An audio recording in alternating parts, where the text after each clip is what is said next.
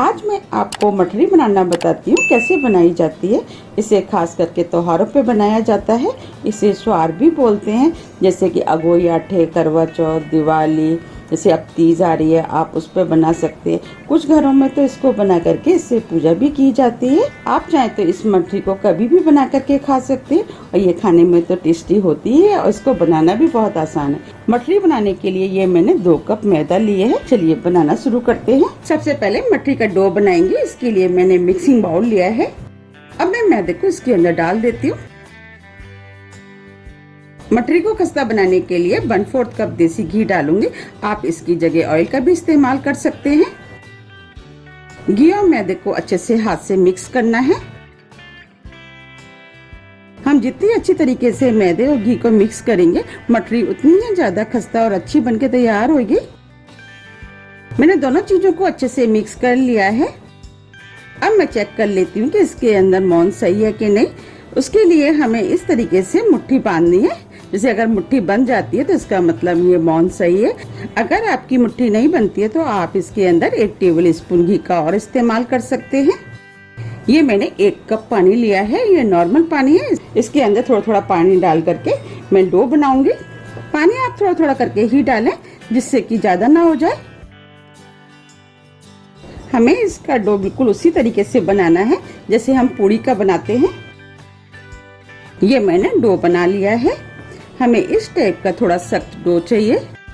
इस डो को बनाने में आधा कप से थोड़ा सा ज्यादा पानी का यूज हुआ है। अब मैं इस डो को थोड़ा सा चिकना कर लेती हूँ।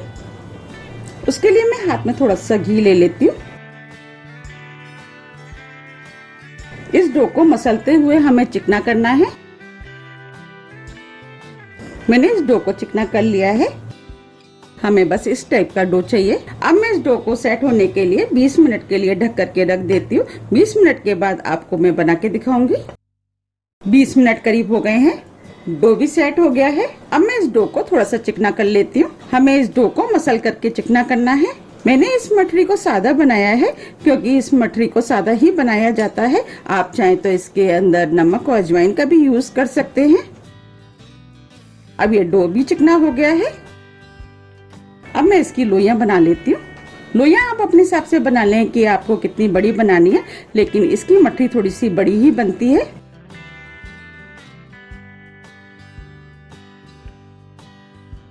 मैंने इसकी 6 लोइयां बनाई हैं। अब मैं इसमें से एक लोई ले लेती हूँ। अब मैं इस लोई को इस तरीके से चिकना कर लेती हूँ।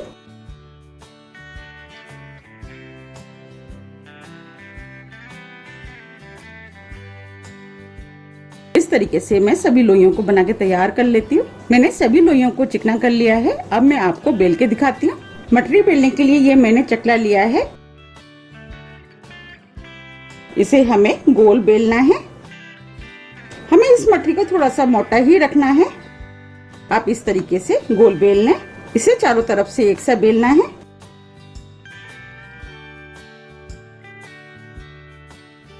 इस मठरी को थोड़ा सा बड़ा ही बनाया जाता है।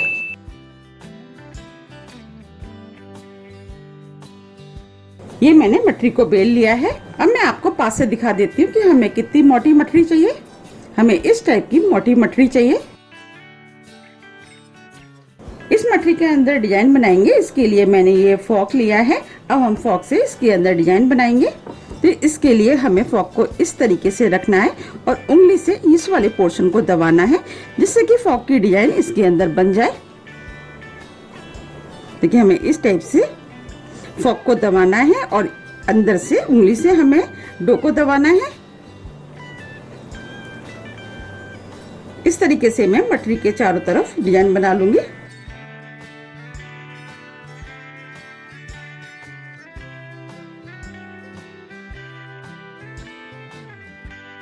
और ये डिजाइन इजीली बन जाती है।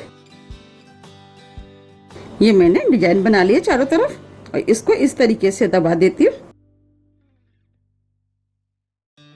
अब मैं आपको पास से भी दिखा देती हूँ। देखिए, हमें इस टाइप की डिजाइन चाहिए।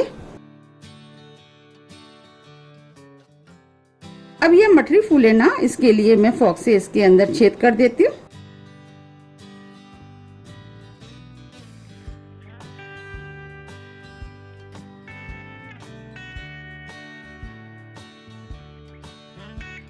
अब मैं आपको पास से दिखा देती हूँ।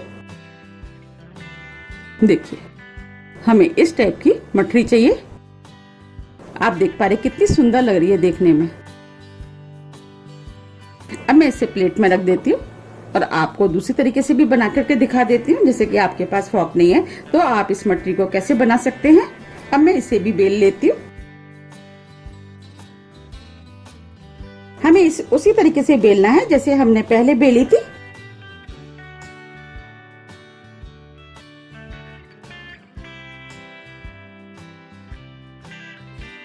ये मैंने मठरी को बेल लिया है। अब मैं आपको दूसरी डिजाइन बनाना बताती हूँ। इसके लिए आपको क्या करना है, देखिए ये किनारे से दोनों तरफ से हमें दबाते हुए इस तरीके से हमें इसकी डिजाइन बनानी है। इस डिजाइन को आप इजी तरीके से बना सकते हैं।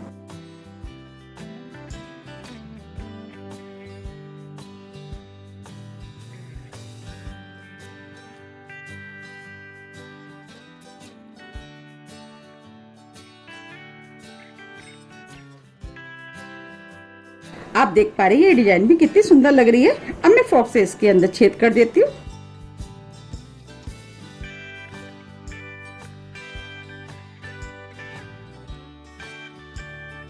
अब मैं आपको पास से भी दिखा देती हूँ। देखिए, ये डिजाइन भी कितनी अच्छी लग रही है। आपको जो भी डिजाइन पसंद आती है आप उस तरीके से बना सकते हैं इसको। अब मैं दोनों डिजाइनों को आपको प्लेट में रख के दिखा देती हूँ।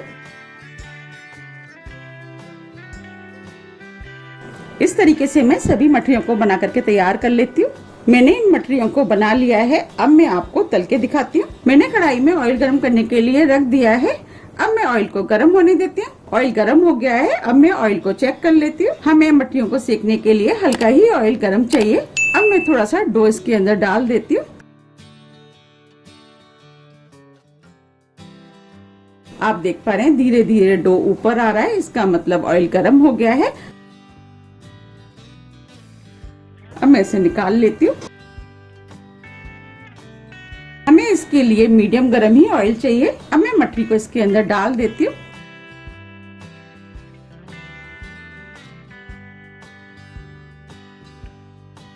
अब मैं मठरी को तलने देती हूँ। मठरियों का साइज थोड़ा सा बड़ा है, इसीलिए मैंने इसके अंदर 2 ही मठरियों को डाला है। मैंने गैस को स्लो मीडियम कर दिया है। अब मैं इस मठरियों को स्लो मीडियम गैस पे तलूंगी, जिससे कि मठरियाँ अच्छे से खस्ता होकर के तैयार हो।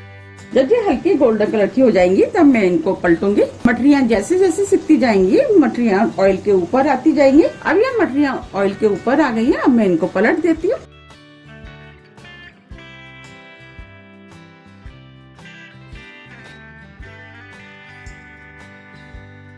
हमें इन मठरियों को दोनों तरफ से गोल्डन ब्राउन होने तक तलना है। अब मैं इनको पलट देती हूँ।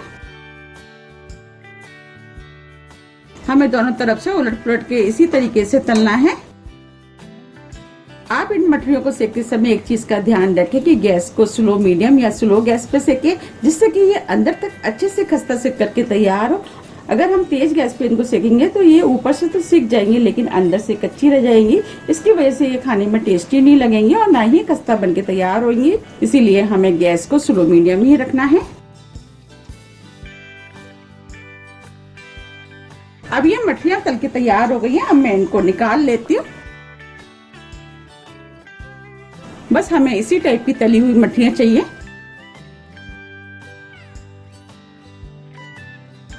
इस तरीके से मैं सभी मठरियों को तल के तैयार कर लेती हूँ। आप देख पा रहे कितनी अच्छी मठरी बनके तैयार हुई है। आप इनको बनाइए, खाइए, फिर मुझे बताइए कि आपको ये कैसी लगी। मुझे उम्मीद है कि ये आपको बहुत ज्यादा पसंद आएंगी। आप मुझे मेरे फेसबुक पेज को भी फॉलो कर सकते हैं।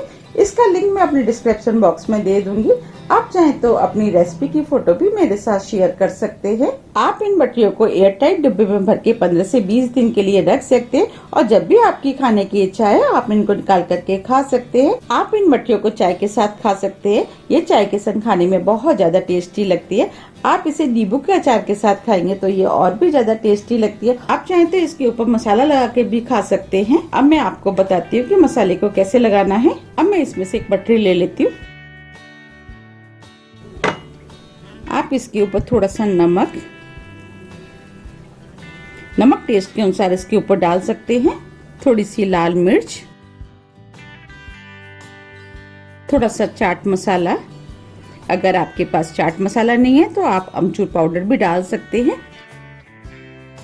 अगर आप मठरियों को इस तरीके से खाएंगे तो ये मठरियाँ इस तरीके से भी खाने में बहुत ज्यादा टेस्टी लगती हैं। आप इन मठरियों को बनाइए, खाइए, फिर मुझे कमेंट्स करके बताइए कि ये आपको कैसी लगी। अगर मेरी वीडियो आपको पसंद आती है तो वीडियो को लाइक कीजिए, चैनल को सब्सक्राइब कीजिए। सब्सक्राइब बटन के बगल में जो बेल आइकन है उसे आप प्रेस करना ना भूलिए, जिससे मेरी आने वाली वीडियो का मैसेज आप तक सबसे पहले पहुँच सके। अब हम फिर मिलते हैं नई रेसिपी के साथ। जब तक के लिए नमस्कार।